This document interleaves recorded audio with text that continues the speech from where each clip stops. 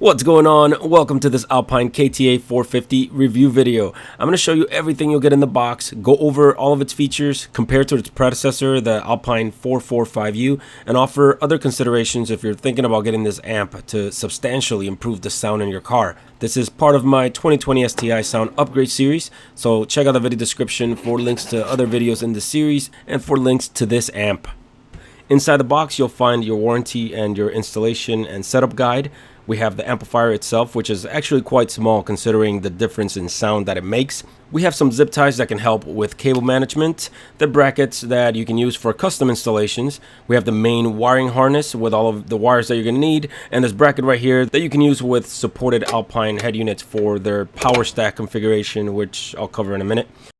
So I'm getting ready to install this inline amplifier, the Alpine KTA-450. And before I do, I wanted to compare it to its predecessor, which is the Alpine 445U.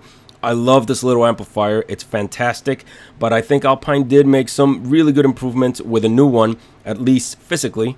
You can see right here the differences. It's a bigger unit, but it is flatter, although it is obviously wider. My favorite thing about it that was improved is the fact that all of the wires come out on the same side. I used to hate that the wires came out of two sides of the amplifier, and I get it that it was intended to go behind the receiver, and you put speakers coming in one side and then coming out of the other, but at the end of the day that just turned out to be a pain in the butt to deal with. So I really appreciate they put all the cables on one side, so there's a single plug right there. You have the exact same functionality you had in the 445U. You have your high pass filters that you can set up with dip switches, which used to be underneath the old unit, and on the 450 they are on the end right here, but it's the same functionality. So you can set high pass filters.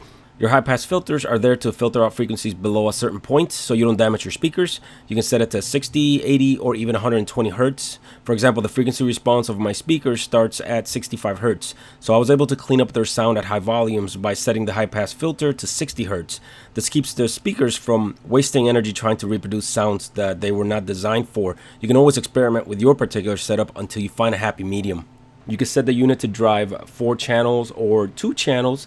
You can set speaker level inputs or RCA low level inputs, and you have your independent gain adjustments right here. Whereas the old unit, you had the dip switches underneath and your gain settings on the end.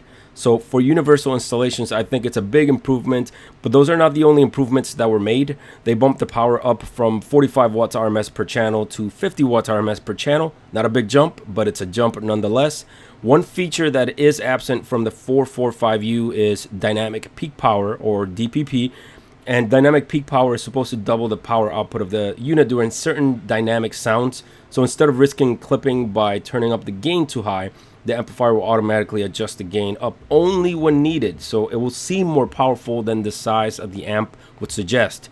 So I'm really looking forward to this amplifier driving my Alpine R series speakers, which I have already done detailed unboxing and installation videos on both the coaxial and the component version of those speakers. So check out the links above and in the video description for those. As I mentioned before, this bracket right here is used for their power stack configuration if you're using the Alpine ILX W650 head unit. Since that head unit is extra narrow, the 450 mounts right behind it for a perfect installation. This is something that I might consider in the future, but for now I'll be using the 450 to supplement the stock head unit. Here I'm putting on the mounting bracket for my install, and one thing that is nice is that even with the brackets you still have access to all of your switches and the wiring harness as well. I have a detailed walkthrough going over every wire and where it goes in the head unit. It's for the 445, but they have the exact same wire, so I didn't want to waste time basically remaking the same video. Check out that video and also my LC7i video so you can see how I hooked up the 450 in relation to the other components in my setup. So if you're thinking about getting an inline amplifier to drive your door speakers, let me tell you that if you have a substandard sound system in your car, it makes a huge difference. Let me try to put this into perspective. If you've ever listened to a song through FM radio and then listened to the same song from a CD, and you can immediately hear the difference in sound quality, that's kind of like the difference that you're gonna experience if you go from a poor bass sound system and then you install a properly set up inline amplifier like the KTA-450. It is a striking difference if you set it up right and if your system really was substandard to begin with. But if you have a very bad sound system and you have very poor speakers that are part of the equation, you have to actually upgrade those speakers as well, because you can't just install the inline amplifier to drive crappy speakers, because you're going to max out the speakers way before you can get any benefit from the inline amplifier.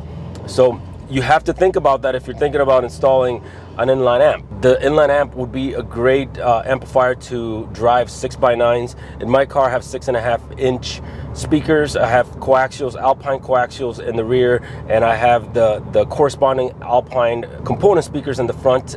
So this Alpine 450 installation is just part of it, part of the equation. If you really want to get improvement to your sound system because it's poor from the factory, then you have to think about installing new speakers.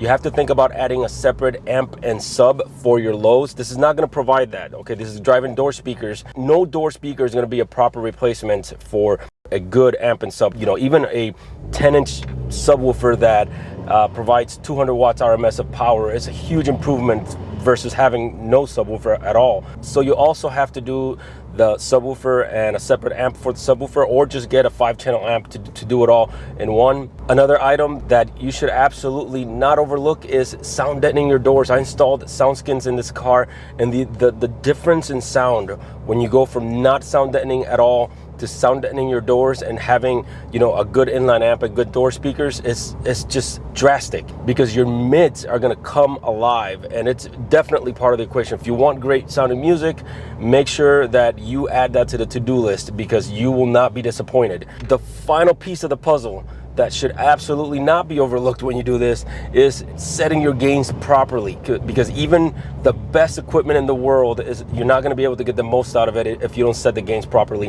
The KTA-450 is part of that, right? You also have to set the gains for the KTA-450. It's very easy to overdrive your speakers and damage them with a sub, because it's small but it's powerful. I'm gonna have a whole separate video on setting gains. That's kind of beyond the scope of this video, because it's a topic that really deserves its own video. So that's coming up. For now, just know that that's also part of the equation. When you install the KTA-450, I think that dynamic peak power functionality that the amplifier has actually does do quite a bit for it, because it allows you to turn up the gain in the amplifier. So if you like your music punchy and you like your mids, and like I said, you have, you know, sound skins or some other sound deadening material on your doors, then you might raise your gains to get that punchiness that you desire. But if you do that, you might start clipping your signal and overdriving your speakers and damaging them in the future. So that dynamic peak power actually allows you to keep your gains at a reasonable level, because the amplifier is only going to send that double power to the punchy part of the music instead of the entire signal. So it's actually a very neat functionality that it has, and that functionality is not present in the 445U. Now, that said, if you already have, say, a 445U, you know, there's really no need, no reason to upgrade to the 450. That would be a waste of money. So to summarize in my verdict, the amplifier, definitely a worthwhile addition to substandard sound systems. Not going to do much of a difference if your sound system is already decent, right? This is for poor sound systems. Once you start getting up much more than what this amplifier provides, then you're talking about upgrading all the wiring to your door speakers and all that. So this actually allows you to upgrade your sound system without doing too much work, right? So if you go to say 100 watts per channel, and you're talking about replacing all of your wiring going to your door speakers, and that's a hefty job. This allows you to upgrade your sound system without going that route, and it still provides, you know, a huge improvement. That's gonna do it for this video. Thanks so much for watching. If you appreciate the video, if you got something out of it, I would appreciate a like, and consider subscribing for more content like this. I'll see you next video. Take care.